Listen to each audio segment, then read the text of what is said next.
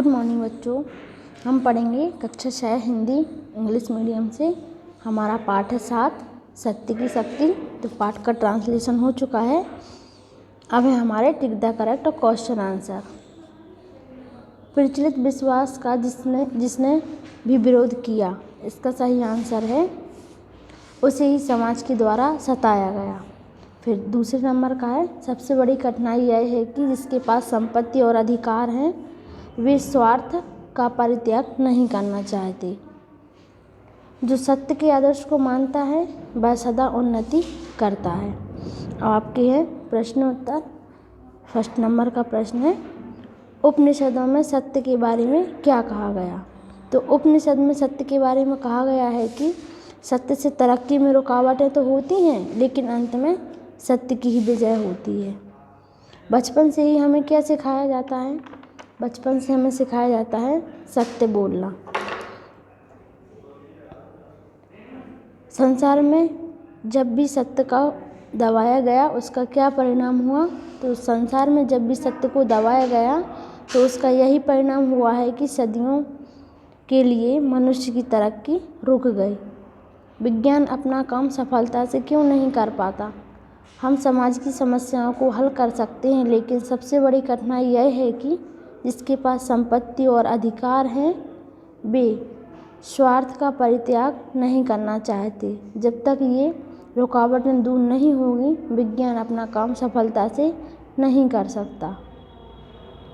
सारा संसार इस भट्टी में जल रहा है। लेखक ने इससे क्या आशय बताया है? संसार इस सारी भट्टी में जल रहा है से लेखक का आशय है कि समाज में फैली चोरबाजारी, असत्यता, स्वार्थ भाव के कारण वैज्ञानिक और समाज आगे नहीं बढ़ पा रहा है। इसलिए लेखक ने कहा है कि सारा संसार इस भट्टी में जल रहा है। ईसा को सूली पर चढ़ाकर उनके दुश्मनों ने क्या सोचा था? ईसा को सूली पर चढ़ाकर उनके दुश्मनों ने सोचा था कि ईसा का संदेश सारे जगत में से उठ जाएगा, सारे जगत में नहीं फैल पाएगा। गांधी जी के जीवन से हमें क्या शिक्षा मिली है? गांधी जी के जीवन से हमें यह शिक्षा मिली है कि किसी सत्य और अहिंसा के आदर्श पर चलो, आपस में प्रेम करो, आपस में समानता और अच्छा व्यवहार रखो।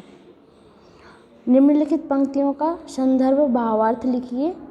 पंक्तियां हैं, जब जब सत्य का स्थिर स्वभाव से विरोध हुआ है तब तब अधिकारियों ने इसका विरोध किया है। जिनके हाथ में शक्ति है वे ऐसी कोई बात नहीं होने देना चाहते जिससे उनको आघात पहुँचे।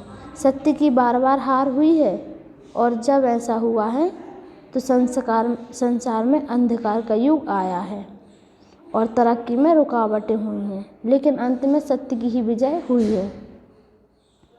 संदर्भ है प्रस्तुत पंक्तियाँ हिंदी पाठ्य पुस्तक वेदिका के पाठ सत्य की शक्ति से लिया गया है। इसमें कवि कहते हैं कि किसी व्यक्ति ने सत्य का साथ दिया है तब उसका बड़े बड़े अधिकारियों ने विरोध किया है, क्योंकि अधिकारियों के हाथ में ही सब कुछ होता है कि वे सत्य का साथ दे रहे हैं या नहीं। लेकिन कवि कहते हैं कि सत्य हारने के बाद भी अंत में जीत उसकी होती है। धन्यवाद।